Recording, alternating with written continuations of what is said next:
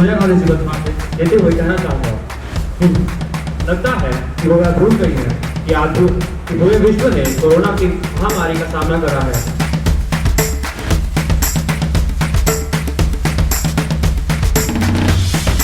हमारे स्कूल में youth parliament का जो आयोजन किया गया था वो बहुत ही अमेजिंग था, क्योंकि जो हमारा स्कूल है वो स्टडी के साथ साथ और भी करिकुलम एक्टिविटीज़ पे ध्यान देता है, जो कि हमारे लिए बहुत ही प्राउड की फीलिंग है, क्योंकि इससे हमारा इंकरेजमेंट लेवल बहुत बढ़ता है। 1 2 का 3 3 2 का 1 तो सभी सिखाते हैं, पर आज हमारे स्कूल ने कुछ हटके बात की। ऐसा इसीलिए क्योंकि हमारा स्कूल सिर्फ पढ़ाई पे ही नहीं बल्कि को करिकुलर एक्टिविटीज़ पे भी उतना ही ध्यान देता है, क्योंकि वो जानते हैं पढ़ाई से ज़्यादा ज़रूरी और चीज़ें भी हैं। इसीलिए आज हमारे स्कूल ने यूथ पार्लियामेंट ऑर्गेनाइज करे, जिसके तहत हम सबको MP या फिर MLA का role. Today I got the chance to be the Prime Minister of India, the Youth Parliament. That was a really good experience for me. Parliament का एक्सपीरियंस बहुत ही अच्छा रहा। आज जैसे प्रोग्राम भिवानी पब्लिक स्कूल के अंदर पार्लियामेंट सेशन ऑर्गेनाइज की, देखकर बहुत ही अच्छा लगा। बच्चों में कॉन्फिडेंस भी पूरा था, टॉपिक भी अच्छे लिए हुए थे। प्रयास था और पहली बार था तो ये बहुत ही अच्छा था।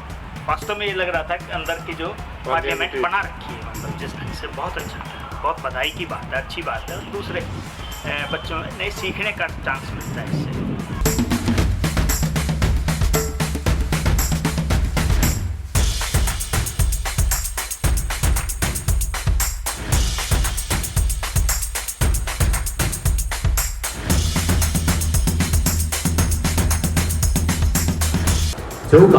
जो काम पिछले 60 वर्षों में न हो सका, वो काम अब 8 वर्षों में होता दिखाई दे रहा है।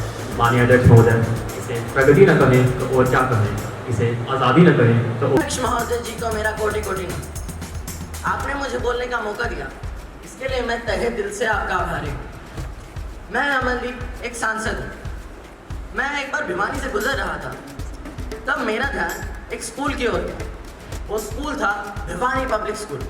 उस स्कूल को देखकर मेरी आंखें फटी की फटी रह गई कि ऐसी सुविधाएं भी कहीं हैं। उसके प्रांगण को देखकर मुझे देवताओं के भवन निर्माता विश्वकर्मा का स्मरण आता है, जिनके कर कमलों से देवताओं के महल बनते हैं। इस धरती पर वही कर कमल श्री देवराज पाहुजा और आशा पाहुजा मैडम के, जिन्होंने अपने कर कमलों से भिवानी पब्लिक स्कूल की नींव रखी, जिसका विश्व बुनियादी स्तर का ढांचा है। इसके चारों तरफ पर्यावरण है, हरियाली है। आशा पाहुजा मैम और देवराज पाहुजा सर एक छोटा सा पौधा लगाया था, जो आज एक बड़ा वट वृक्ष बन गया है, जिसकी शाखाएं देवराज पाहुजा भिवानी पब्लिक स्कूल और DPS स्टेपिंग स्टोन के रूप में उभर कर आ रही हैं।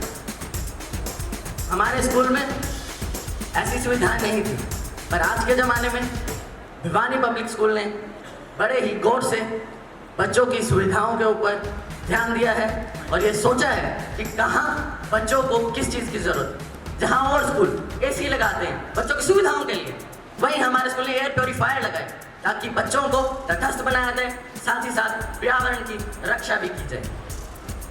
इसीलिए देश की सबसे बड़ी परीक्षा UPSC को पास करने वाली निशा अग्रवाल और रेणु दहिया इसी विद्यालय के उपज हैं। हर साल स्कूल से IIT, NEET, JEE, CA, CLET आदि परीक्षाओं में विभिन्न रिजल्ट निकलते हैं और स्वर्ण अक्षरों में अपना नाम दर्ज करवा लेते हैं। अपने माता पिता के पद चिन्हों पर चलते हुए इस स्कूल को आकाश ऊंचाइयों तक पहुंचाने का काम किया है हमारे सेक्रेटरी श्री पुलकित पाहुजा सर, जिन्होंने न अपनी दूरदृष्टि और ऊंची सोच के कारण न केवल आज हमारे स्कूल के बच्चे भारत, अभी तो यूरोप और अमेरिका जैसे देशों में भी भारत का परचम लहरा रहे हैं, और न कि इससे पूरे देश का सर ऊंचा कर, जहां माता पिता अपने बच्चे का फ्यूचर बनाने के लिए कोटा, आकाश, एलन, बायजूस जैसी संस्थाओं में जाकर धन और पैसा बहुतायत मात्रा में खर्च करते हैं। वहीं इस भिवानी पब्लिक स्कूल ने अल्फा कक्षाएं प्रारंभ कर इनके मुंह पे कड़ा तमाचा दिया है। यह एक बड़ी उपलब्धि है कि स्कूल लेवल पे आप कॉम्पिटिटिव एग्जाम्स की तैयारी करवा रहे हो। अब मैं ये भी बताना चाहूँगा, न केवल भिवानी पब्लिक स्कूल शिक्षा के माध्यम में, अभी तो खेलों के माध्यम में भी सबसे आगे हैं। स्कूल के बच्चे चेस ओलंपिक में जैसे योगेश गौतम और कॉमनवेल्थ गेम्स में मोहित ग्रेवाल ने कांस्य पदक हासिल करके देशा में देश हरियाणा में छोटी काशी और छोटी काशी में भिवानी पब्लिक स्कूल के 3 लाख खिलाड़ी रखे हैं। यही एक बात और जोड़ते हुए बताना चाहूँगा, जब हम जब हम स्वतंत्रता का 100वां स्वतंत्रता दिवस मना रहे होंगे, तब निशा अग्रवाल इस देश की नंबर 1 ब्यूरोक्रेट होगी और न केवल हमें और आपको बल्कि इस पूरे देश को उस पर गर्व होगा। किया है और सभी लोग सभी मेंटेज आपसे प्रभावित है। मैं एज ए स्पीकर आपकी बात से सहमत हूँ और मैं चाहूँगा कि आपके प्रेमिसेस का एक बार मैं जरूर अवलोकन करूँ। बहुत बहुत आभार आपका, आपने बहुत अच्छे वक्तव्य दिया है और अब आप अपना स्थान ले सकते हैं।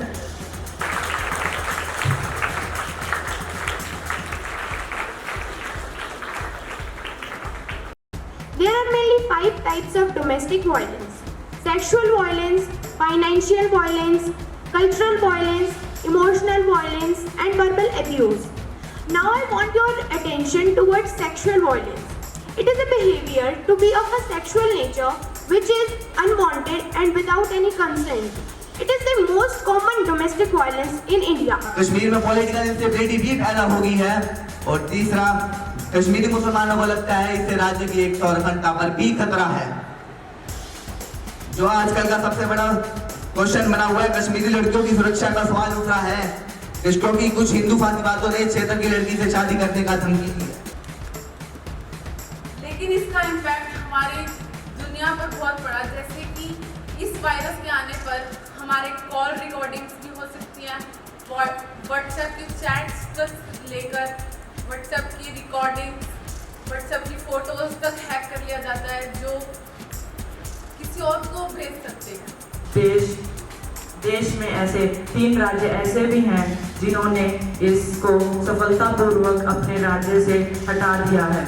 और कैपिटल अकाउंट में पैसा FDI और FII से आता है, जो बिल्कुल ही आना था जब हमारी इकोनॉमी क्लोज इकोनॉमी थी। इसलिए हमने फॉरेन ट्रेड को बढ़ावा दिया।